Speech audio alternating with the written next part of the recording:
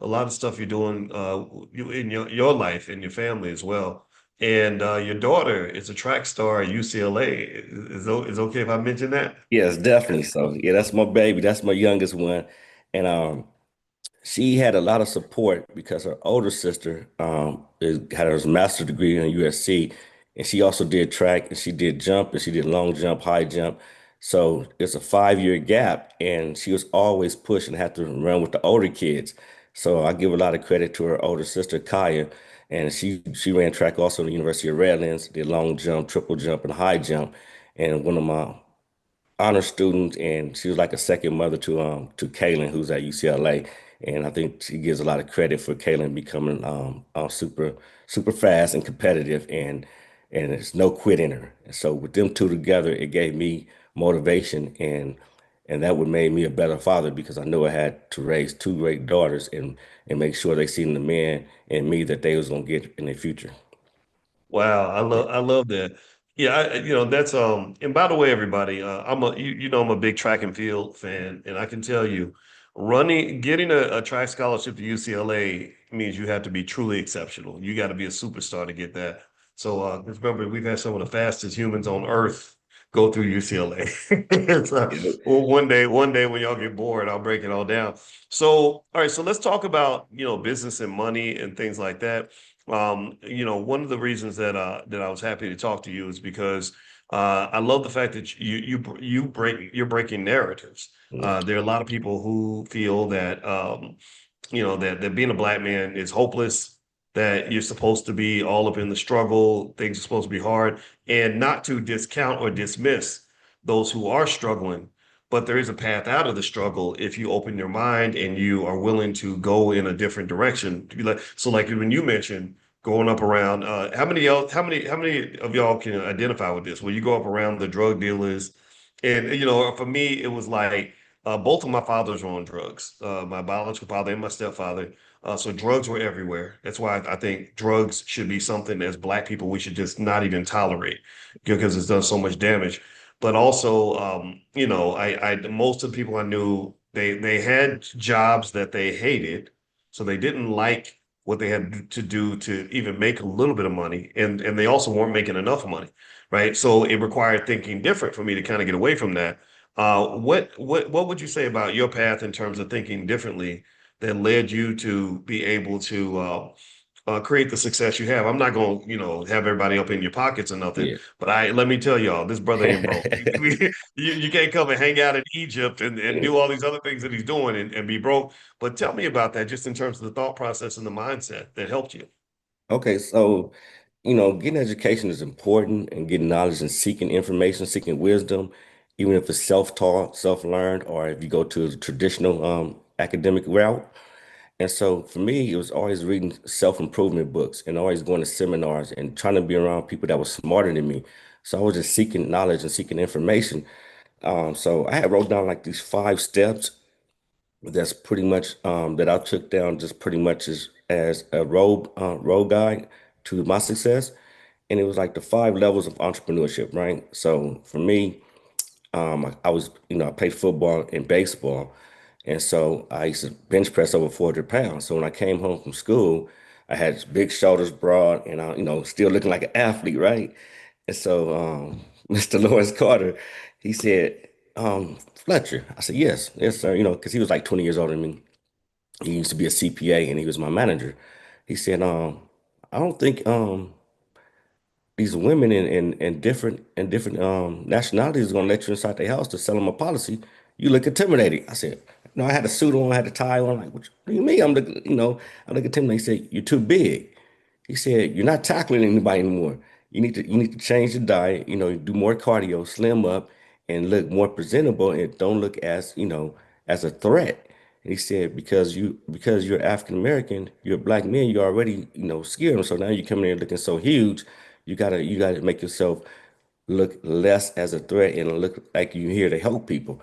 And so I Wow. took that into mind and I just started doing full body workouts, and I started not doing as much heavy weight, and it started working. So that helped me out a lot. But it was the 5 steps. It was like step one, it was a hobbyist, right? So it's like your passion. So a lot of times, because you have a passion, can you turn that passion to an idea? And most time when your passion or your first idea, you don't get any compensation. You don't get paid for it. So this is how when I go back to some of your studies and the teachings that you're doing, this is how we get going to corporate America. We come out of college and we're looking for income. So we got to get a job, but we know we have a passion and skill and something else, but it's not paying. So we go and get a job that pays the bills so we can, stay afloat. So with myself, I was willing to bet on myself. I seen what the entry level pay was at the time I graduated in the year 2000, and it was like 45,000, for entry level with a bachelor's degree in business management. And I was looking into like working with the city of LA and then looking in a couple of places as management training. Even went to as far as to look at Hertz and Enterprise Rent a Car. And they was paying I think 35,000 for your first 2 years, and then you work like 60 hours a week. So for me, going to the seminars and networking and meeting Mr. Carter and saying, okay, if I put 60 hours a week and bet it on myself, I become what we call self-employed because we didn't get a salary. It was commission only.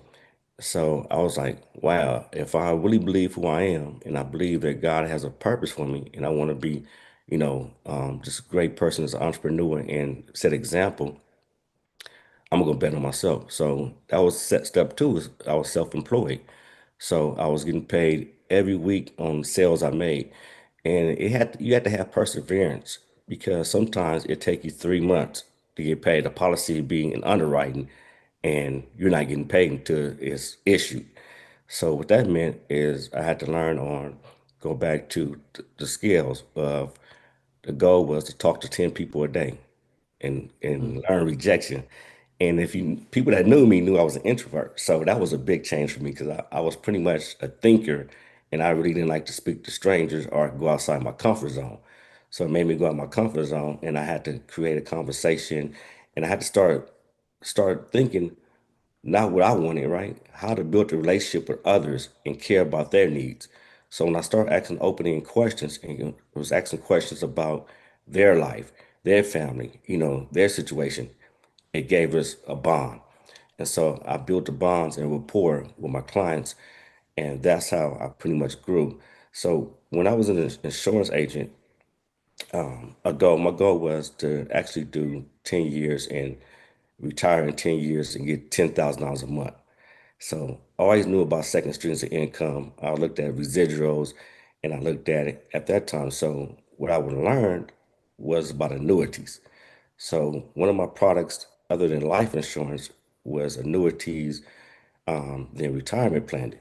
So I got into a place of retirement. So I said, if I'm practicing this, if I'm teaching this, I'm selling this, I got to use it myself and make sure it worked.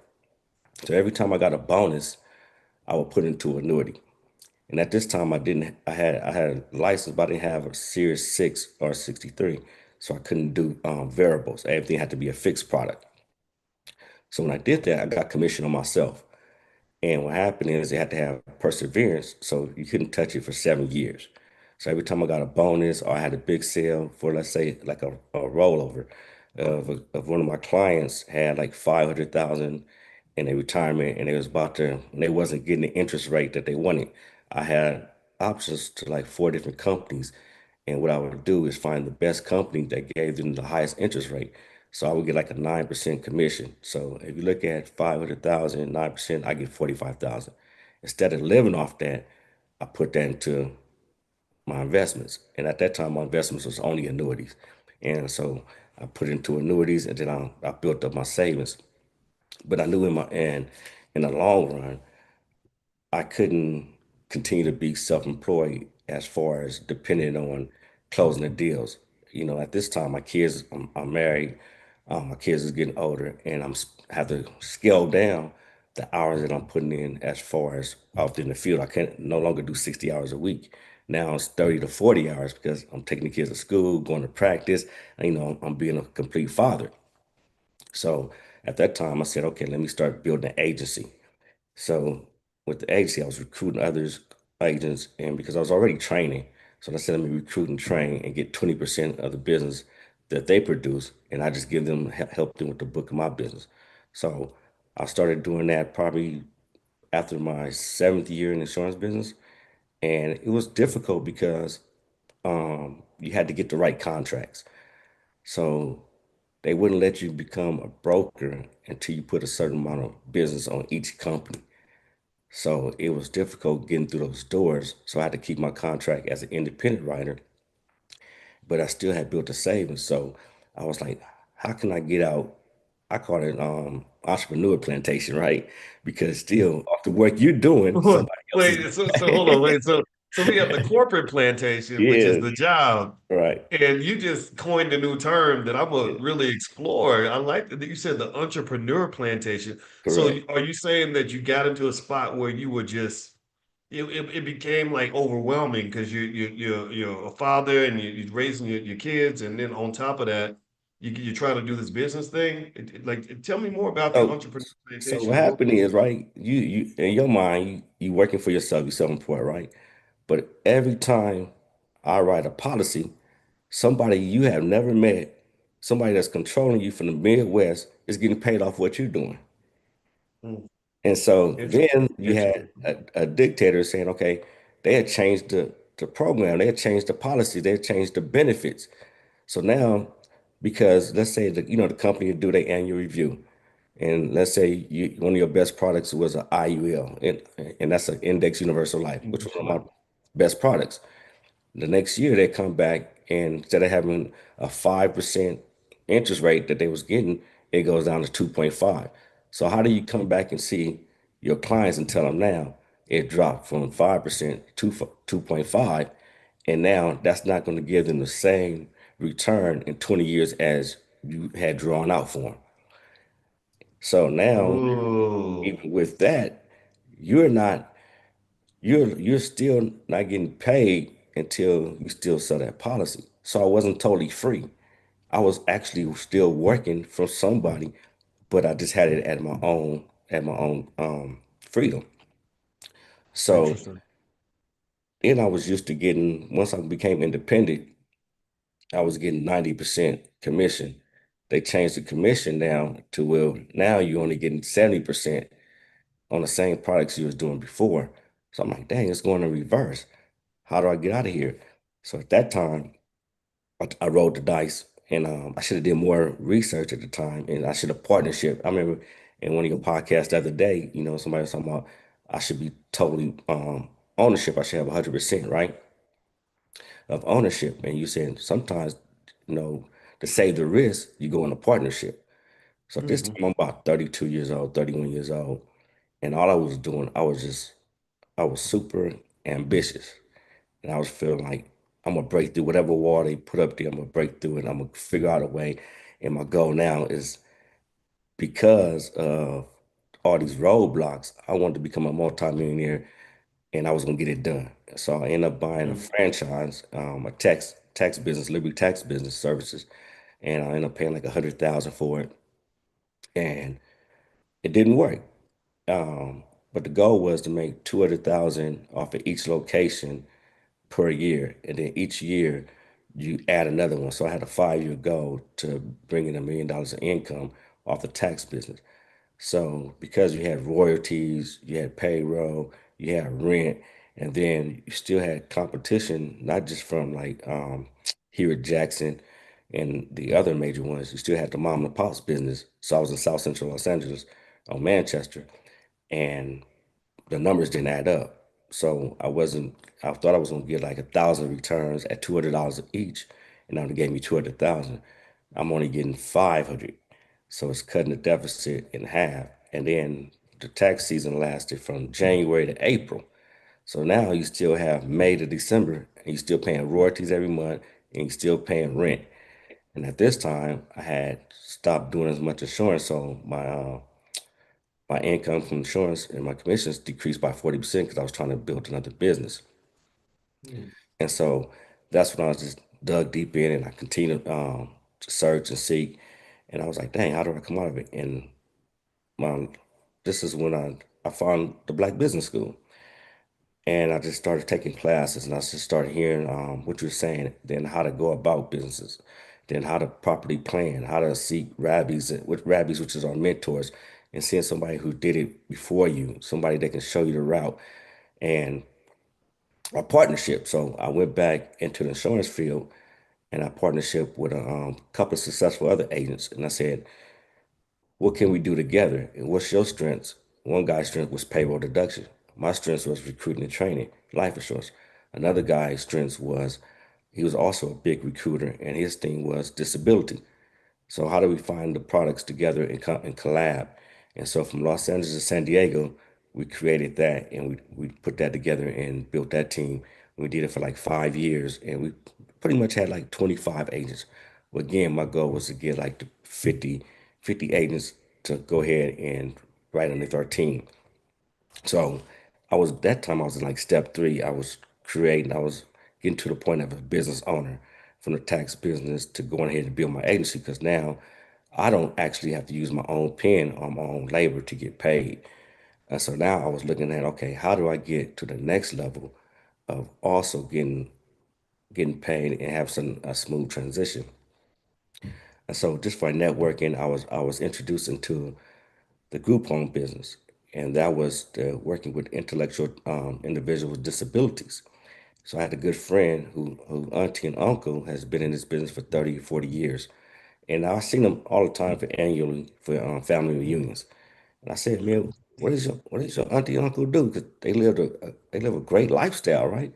They own multiple pieces of property in Southern California, live in San Marino. All the kids went to high academic schools, Ivy Leagues, the USCs, the Berkeleys, and each kid had a property when they graduated from college. So I said, I wanted to emulate that, right?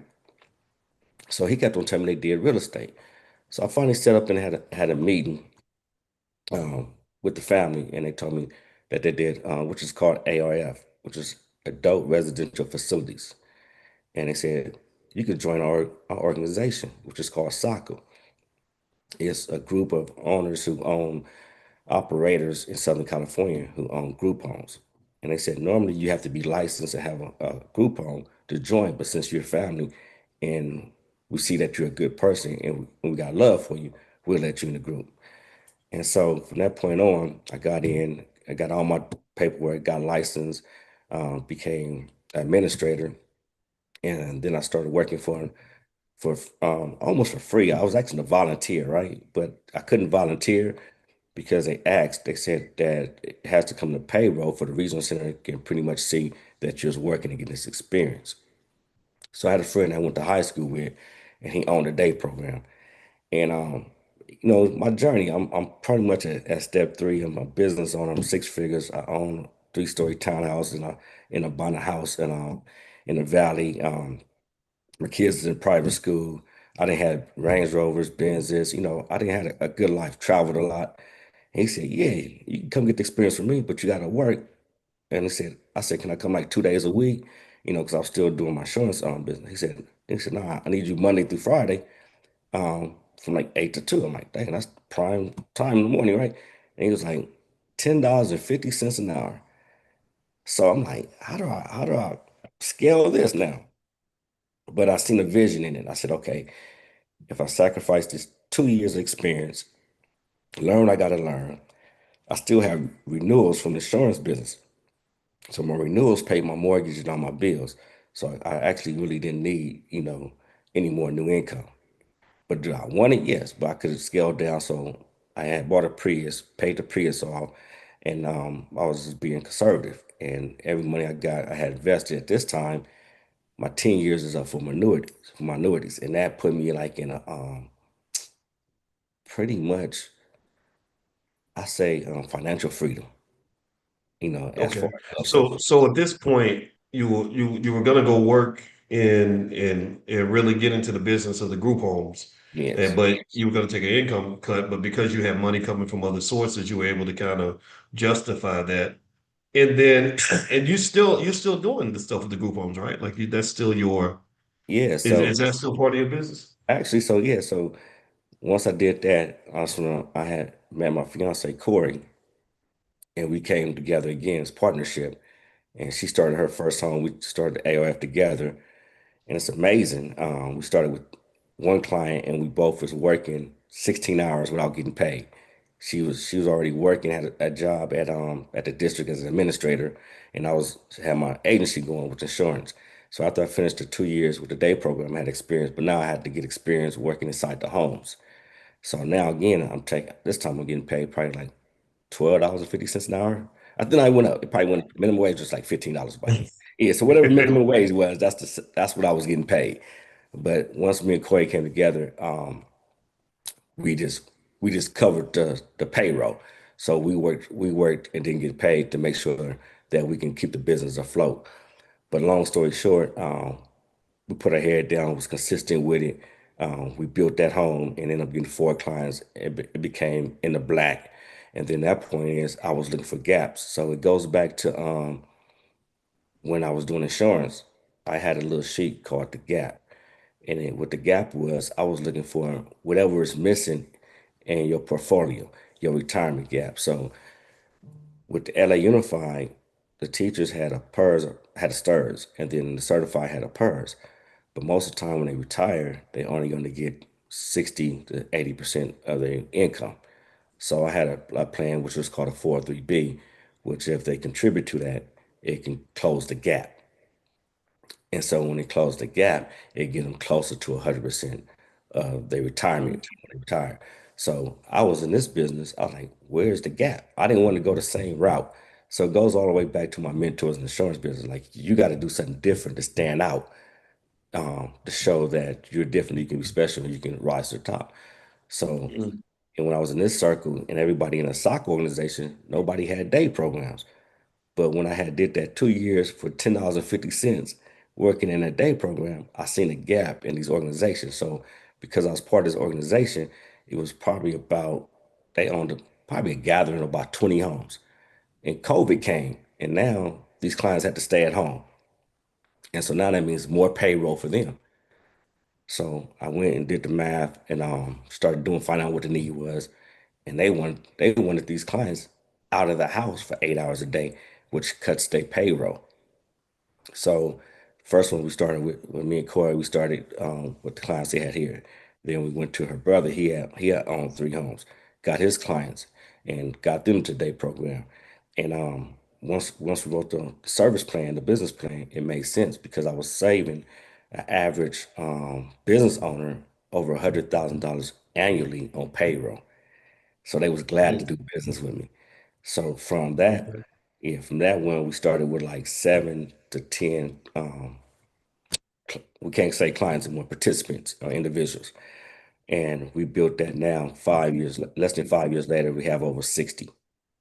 So 60. Okay. yeah, Wow. That's yeah, that's excellent. So, okay, so let me ask you this. All right, so you and I want to point out some things that I picked up on this in terms of things that everybody in the class can maybe pay attention to. Um, you first off, I want everybody to notice what he mentioned about just being intellectually curious, right? Just saying, okay, there's more out there. Let me learn. He got advice. He took advice. He listened. I want you to think about how many times people get advice, like the advice about, okay, you're a big threatening black man, maybe you should change this or change that. Well, there's a lot of people who say, well, I ain't changing nothing. You can't tell me what to do, right? And I get because I do it, but I mean, I think it was your right to decide how you would respond to that. yes, But the fact that you just took the advice and said, okay, I'm going to make the adjustments that I need to become the person I need to be to get what I want to get to, right? I like that a lot. Also, you talked about networking. I want to encourage everybody to understand the power of networking. The only reason we have the All Black National Convention every year is so you can network with each other. I don't know, Jermaine, are you able to make the convention this year, yes. I'll be or there. I'll be there next week, definitely. yeah, so you get to, I mean, so imagine a place with 5,000 people that think just like Jermaine, right? And Jermaine is mentioning how his network expanded his income opportunities. It allowed him to create what economics, they call these complementarities and synergies. You complement each other and you create synergies. Synergies is where one plus one is not two, it's one plus one is six. Okay. What else? First, third, he's a good person. I can confirm that, and that plays a big part in business. The arrogance and the weird behavior and egos and all that does not do well when you are collaborating with others. And this is something that I believe should be ingrained in your culture, in your household, if you want to be successful. And this is counter to things like hip hop, where they teach you, not all hip hop, but some of it teaches you how to be really arrogant and self-absorbed and all this other stuff. And we have a selfish society. That's why so many people are struggling economically, because all they're thinking about is themselves. He's thinking about a community. He's thinking about a group. What else? He talked about working for free. How many of y'all know people that would never work for free, right? Or he talked about working for either free or low wages. I can't tell you how many times I've seen people pass up $1 million opportunity because the first question they ask is, well, how much am I going to get paid? What's my paycheck going to look like? Right. So that's short-sighted thinking versus long-sighted thinking. That's financial consciousness, long-term thinking, short-term thinking. What else? Oh, and then love. His fiance has turned into a multi-million-dollar asset for him. He's a multi-million-dollar asset for her. And I met her. She's a very nice lady. And they work together to run these businesses. And so on the backside of that, there might be if you have a partner that you can work with. First of all, picking the right person is important. A lot of people just pick based on how cute you are, but also whether or not somebody brings value to your life is another factor to consider. And then the ability to protect, maintain, and repair that relationship. It isn't just an emotional investment; it's a business investment, right? You're protecting the business by protecting the relationship. Does that make sense? Because if they start fighting, then wealth gets lost because they sue each other, the business falls apart. He's trying to take what she got, she taking what he's got. That kind of chaos, there's no space for that. You have to work on that. Okay. Now I want to ask you this.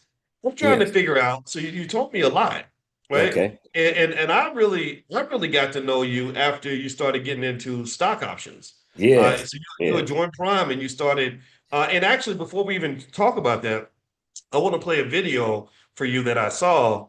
And this video, I got tired. I'm gonna just play it, and I'm gonna. I Yeah. got tired just watching the video when this lady was talking about her business and what she's doing. She's telling the story about when she bought a franchise, and I'm trying to find it.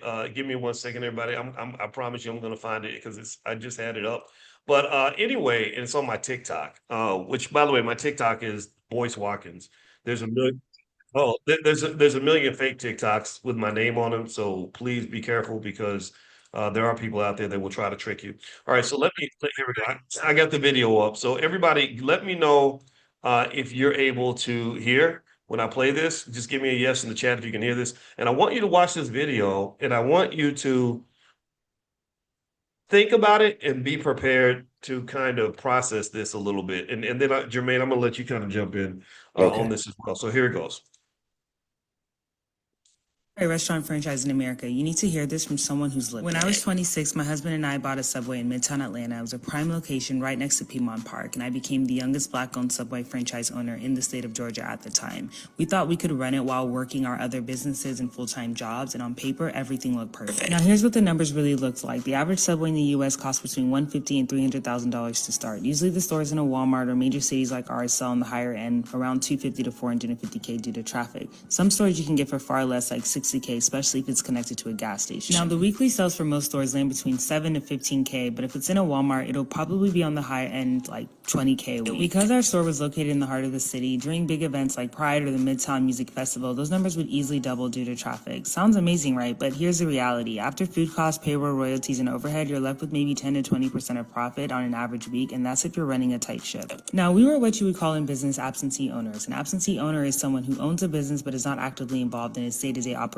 Instead, they delegate the management and decision-making to a hired management team. The thing is, many business owners aim for this model because it represents a true form of leverage, the ability to generate income without trading time for it. It's the dream of having a self-sustaining asset, a business that can run, grow, and profit without the owner's constant presence. However, the reality is that true absentee ownership is rare in the early stages of business, and without strong systems and disciplined oversight, absentee ownership can quickly turn into absentee control. We were absentee owners from the start, and that was a huge mistake. The truth is, this industry will eat you alive if you're not present in the beginning. We dealt with theft, employees lying about hours because our punching system wasn't tight, inventory disappearing and break-ins, sometimes just for a bag of chips. And even with Subway's extreme audit system that tracks every move at the register, nothing replaces having your own eyes on your business. Man, I had a lot of lows with this store, but my two biggest breaking points was the night a drunk customer pulled a gun on me because he didn't have enough mayo on his sandwich, and when one of our employees was hit by a car on her way to work. That completely crushed me. Having to let her family know that she died on her way to work at our store made me want to disappear. I was completely shattered. I wanted nothing to do with the store. I was sick to my stomach and I couldn't live with myself. At that point, the store felt like a disease and a stain, and for the first time in my life, I felt hate, not towards a person, but a business. Luckily, due to the location, we sold the store for a hefty price. Franchising is a lot like real estate. You buy in the right location, you build it up, and with time, its value grows. The longer you hold, the higher the price tag when you sell. We dreamed of having multiple stores across the Southeast, and 6 years in, I had to let that dream grow, and it completely broke me. I fell into a deep, dark depression, one that follows you everywhere you go. To me, I was a failure, but to the world, I was some successful entrepreneur. With time, I learned that in business, you have to let go to grow. Cutting your losses isn't weakness, it's wisdom. And I learned quickly that just because God is taking you the long way doesn't mean he's taking you the wrong way. So here are my definite no's in this industry. Number one, don't go in blind. Know your margins before you sign anything. Number two, don't pay out cash like we did. We spent $283K outright. That's not smart money. Keep your cash liquid. Use an SBA loan or find an investor. Number three, don't be an absentee owner in your first year unless you have a manager you trust with your life. And number four, don't underestimate competition. It can literally change your numbers overnight. Comment part two if you want me to walk you through the exact franchise approval process and the things.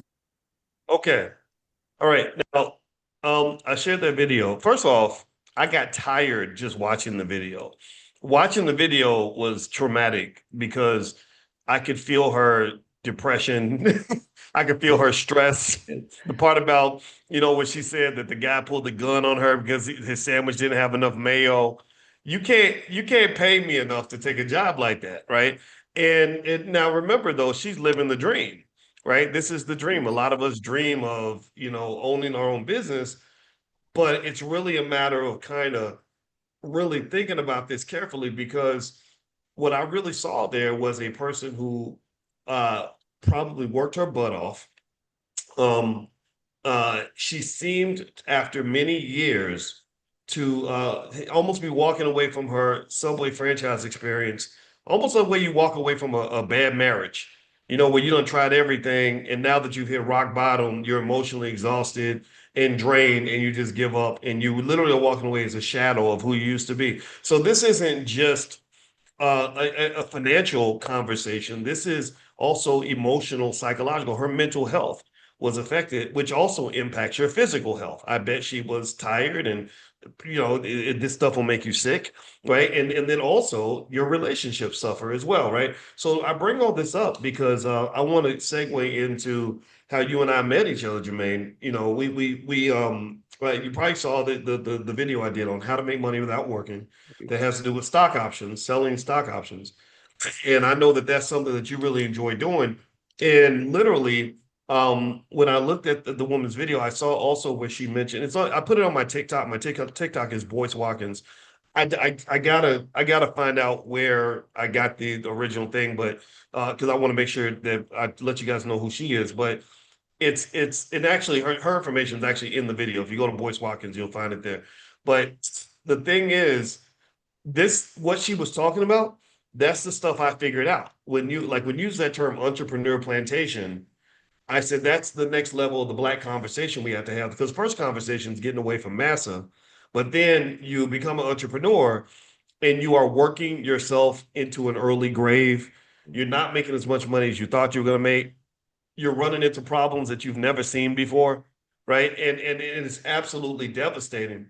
So tell me, when you move into the stock option space where you're taking some capital, selling options on that stock, how would you compare that experience to just that entrepreneurial grind that you have a lot of experience with? Okay. Awesome. That was a great video. And it's ironic because trauma is, that's what your wife do, right? And I'm learning a lot from both of y'all. I actually went through the same thing. So I ended up having a divorce because of losing the business, and then went into a deep depression and had to come out of it myself. But Prime is one of the best things I think came across. I'm not just saying that because I'm here with you. So the passive recurring income machine, and that's with everything I experienced, it's the best business model that I think came across in my 50 plus years of living.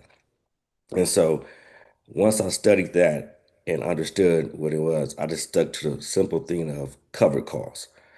And I started, actually, I'm looking at my notes here. I started like in April of 2024 of really exercising the options. And I started off with three companies, which is a firm, Marathon, and Clean Sport. And at that time, my first week, I got to look and see exactly what my amount I put in. But let's say, for example, this is what I would try to say, but Dr. Boyce can probably correct me on it. But if you have 10,000 and you invest 10,000 in Robinhood will give you a margin of, if it depends on which stocks it is, another 10. So you have 20,000. And how I look at it is if you just do it safely and you do the cover calls at a strike price 3 to 5% higher than what the share price is, and then also buy puts at 10 to 15% lower and give yourself a six month out, you should be able to make that 20,000 annually, but your capital is still there. So if you did the math on what's 20,000 annually, let me see real quick, divided by 12. think there will be 800. Yeah, so it'd No, I'm be sorry. Is say that 1,600 a month. 1600? Yeah, Sorry. Yeah. so 1,600 a month off your initial $10,000 investment. All right, so if you look at it, and I did it, I started at amount. I think I had like 50,000 to invest, but Robinhood was only letting me put in 1,000 a week, 5,000. So once I got to 10,000, I started executing. And from that point on, you look at each month, I just started doing the same thing over and over again, and then studying the prime class and putting more money in. And you look at it, I think I was 2 months later, I was at $800 a week. So I had a gradually grind. But my goal was when I joined Prime, and my objective was to get 5,000 a month of passive income. But I surpassed that, and now just being fair and honestly with it, I say I average about 5,000 a week with Prime, and that's with So, Robin. so did you say you're making 5,000 a week? Yes, that's my average. Yes, Right. and that's dealing with Robinhood. And as I became another benefit to it, as I became a member of the Win Circle, the Wealth Income and Network, I took it to the next level. So I did what I was doing with Robinhood, and I went with Charles Schwab with another account, and I doubled the proceeds um, again, and I did the same method. And so that's where I'm at now, and I'm continuing to use Prime, and I'm like, I think I found something I love doing it. I'm continuing to learn. The passive incomes give me freedom to really live the best life I possibly can. Like it's a blessing because my youngest daughter just turned 21 last month. And she also got her bachelor's degree in 3 years from UCLA. So she came to me. She's like, I'm like, yeah, let's do a party or dinner. And she's like, Dad, I want to go to Japan, you know, Tokyo. It's not so her and her sister, then their mother went. And for me to pay for her and her sister to go on the flights, everything paid for, it came from Prime. So I was able to just move money from that account, go in there to your portfolio, your platform, send it to your bank account, and send the money to my daughters. And without that, without Prime, um, there's no way in the world I have this peace of mind. And actually, I get like 2 days a week for self-care um, due to Prime because I have the consistent income coming in.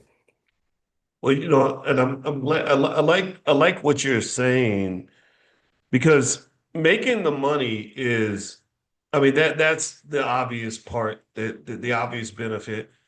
Excuse me.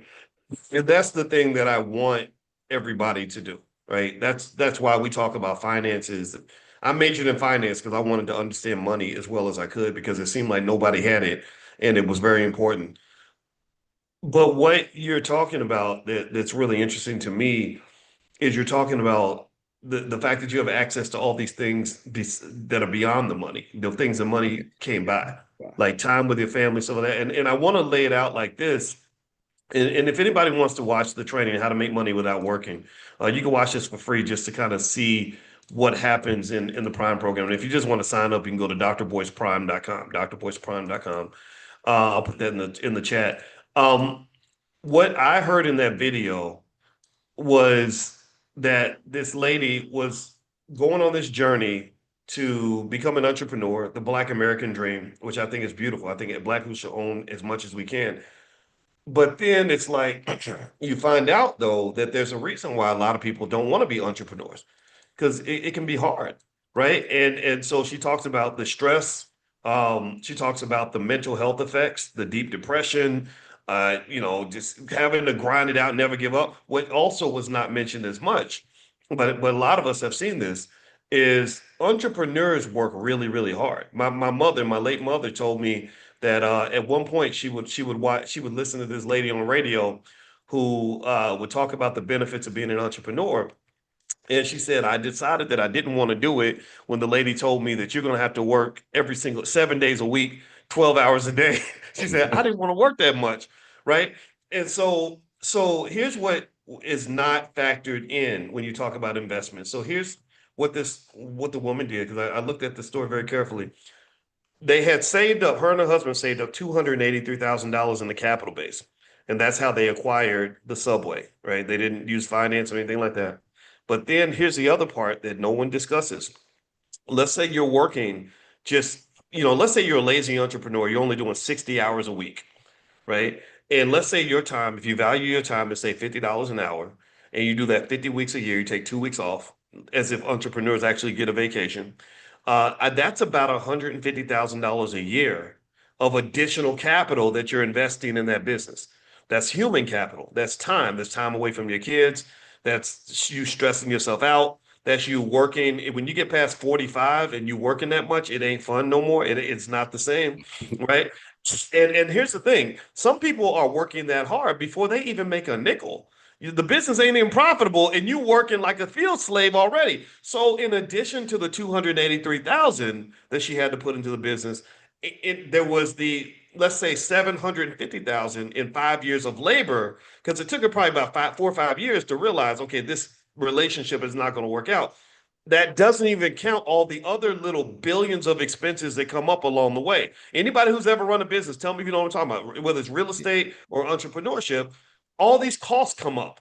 One lady said she owned real estate. She said, I have nightmares that the AC or something's gonna go out, and I'm gonna have to spend $5,000 hiring an HVAC person to fix it, right? So these little things that pop up. So I want to compare that. So 283 in her capital base, plus the other, 750,000 she invested. So let's make that an easy, like, let's say it's just 500,000, right? Let's do a conservative number. If she had that same amount of money, and you and I both know this, and she took that and went and just said, okay, I want to make money, but I don't want to work for it, and went and bought some shares of a lot of almost any company and started selling stock options, not only would she make a profit immediately, but also you could make probably more money than you make by working your butt off in the subway. And on top of that, it would be a liquid investment for an asset that you could sell on the market in a matter of seconds. On top of that, you also have time to spend with your kids. Yeah.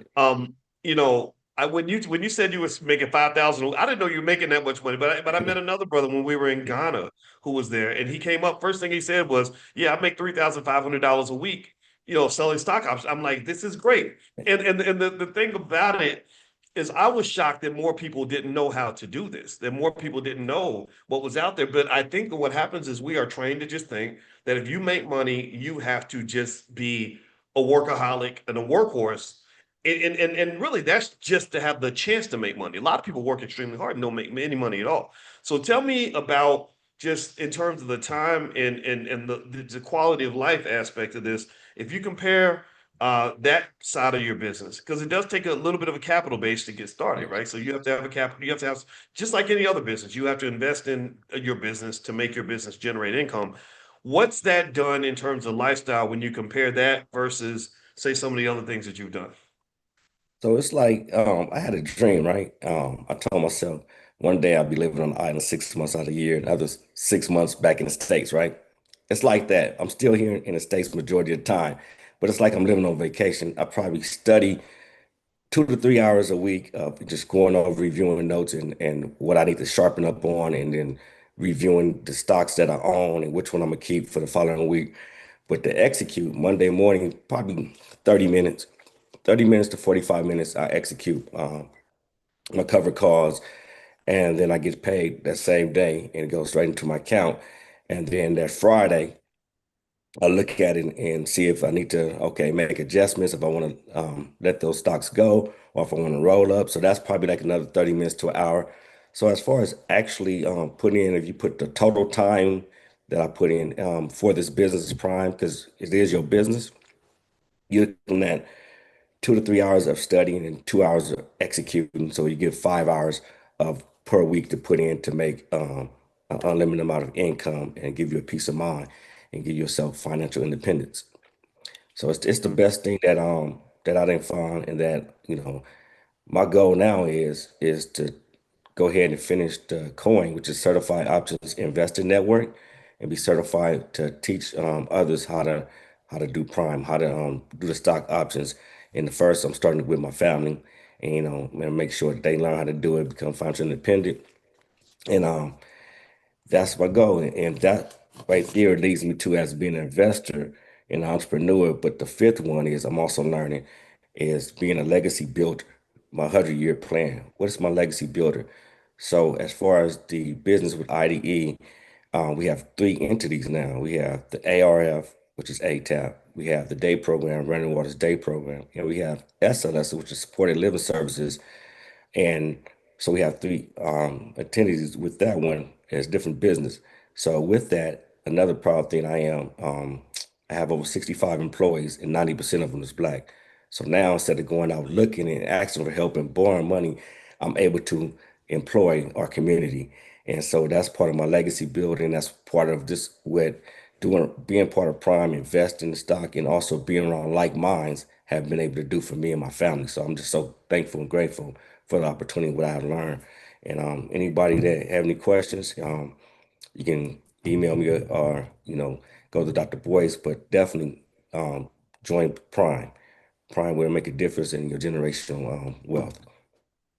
Well, I appreciate you sharing the story, because the biggest challenge that I've had with Prime when I first, shared it with people is a lot of people just didn't believe it. On the internet, there are a lot of like, financial teachers that, I don't say much about it, but they're just not we're very well trained and they're not very good at assessing risk. They just don't understand it. They just, and typically I'm not going to call them scams, but biggest things I've seen that have hurt people the most are things like day trading, which is very stressful. I'm not saying day trading is always bad. I'm just saying that there's not as clear of a path to making money in day trading on a consistent basis. And let's see, what's another one that I've seen? Or approaching stock options in the wrong way.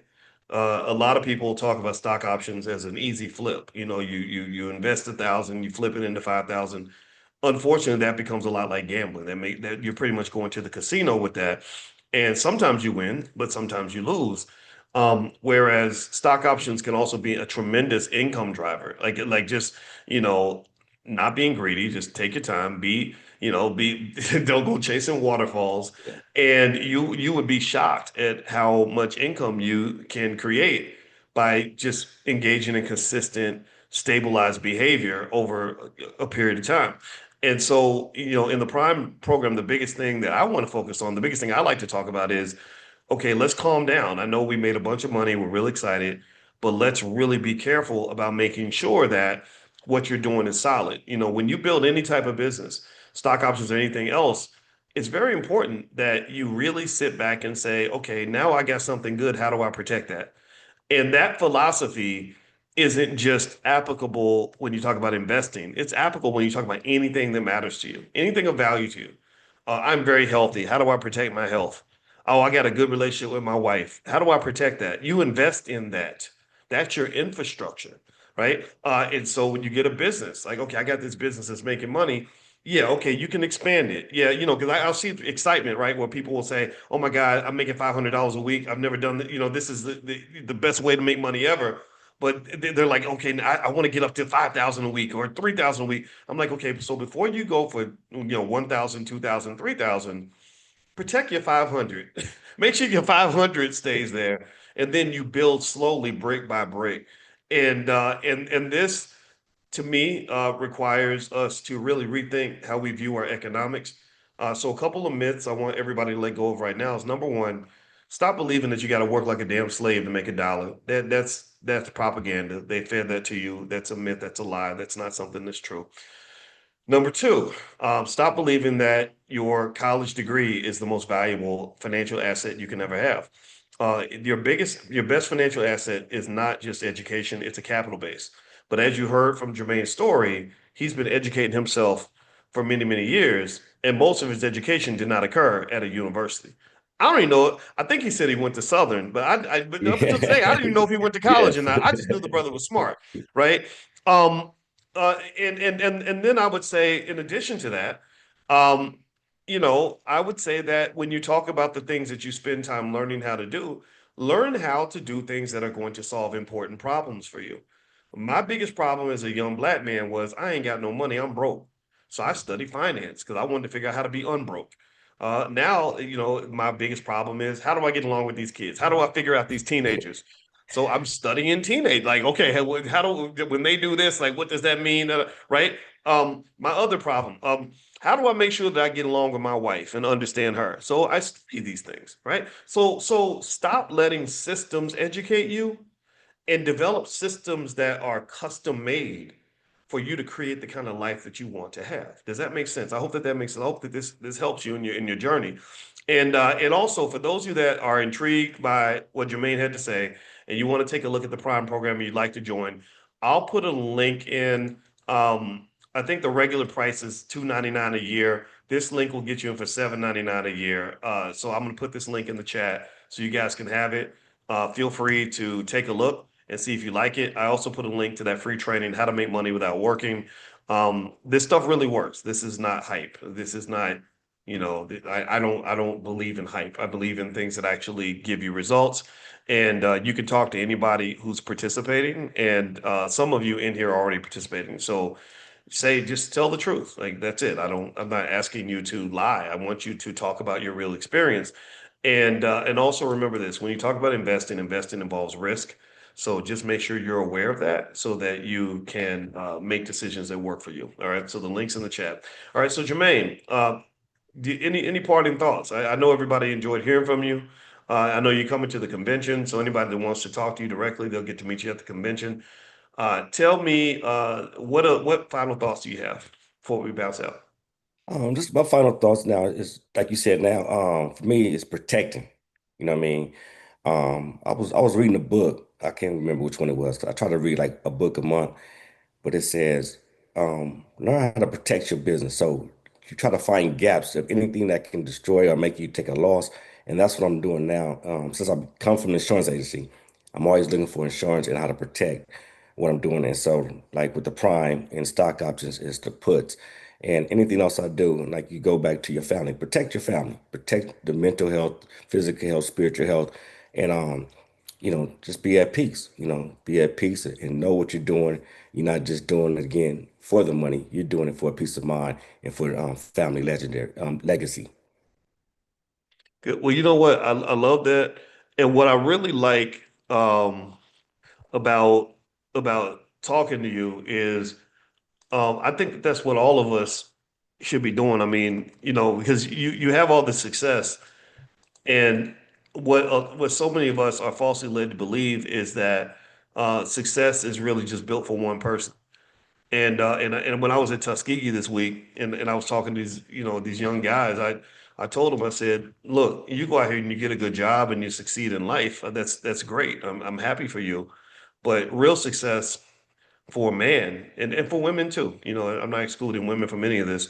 But real success is really when you can make others successful, when you can create jobs for other people, opportunities and possibilities that allow people um, to have things in spaces that they didn't have before, like the things you're doing for your daughters. Yes. I know that makes you proud as a father to know my girl's gonna be good. Your daughters will never have to work for anyone their whole entire life unless they want to, right? And that's what we do. We are the trailblazers. We are the ancestors. We are the ones who are carving out the space. So our kids will not be abused. You will not be disrespecting them. You will not be racist toward them. You will not oppress them because we are unoppressible. You know, we are not built for slavery. You know, so congratulations to everybody who's doing that. And also I know you're also in the mastermind as well, the Win Mastermind. Did you have anything you want to say about that experience there? And that's another thing I didn't mention, but did you Yeah, want to talk so about that? that situation there and that experience has my mind just expanding. And I pretty much come in and listen every Monday, take notes. And sometimes I'm still working. But that one has gave me a chance to use different strategies. The poor man cover call, looking at the options of selling puts or in the money, out the money, just understanding the stocks even more in depth. And so I'm grateful to be part of that. And it's definitely worth the investment. And that one is, I think I'm just going to I'm thinking about another year, I'll be probably like 5 times better than what I am now. Yes. Wow. Yeah, so if you are interested in the mastermind, I think there's a couple of spots available. It's a higher price point, but it everybody in the mastermind gets my phone number and they can text me back and forth about what they're doing. So if you're interested and you want to apply, you can go to drboycewin.com, Dr. Boyce Win, and it's the Winner Circle Mastermind. So feel free to take a look at that if that's of interest to you. All right. So thank you, Jermaine. It was great to see you again, man. And I hope you can join us on our next trip. I enjoy hanging out with you in Egypt. That was a lot of fun. And also, everybody, if you're not on the text list for this class yet, text the word morning to the number 87948. So text morning to 87948. And also, tonight, we're doing the financial slumber party at 11 p.m. And we're going to go through the Black Wealth Pyramid. And I'm going to basically break down investing strategies for every wealth level.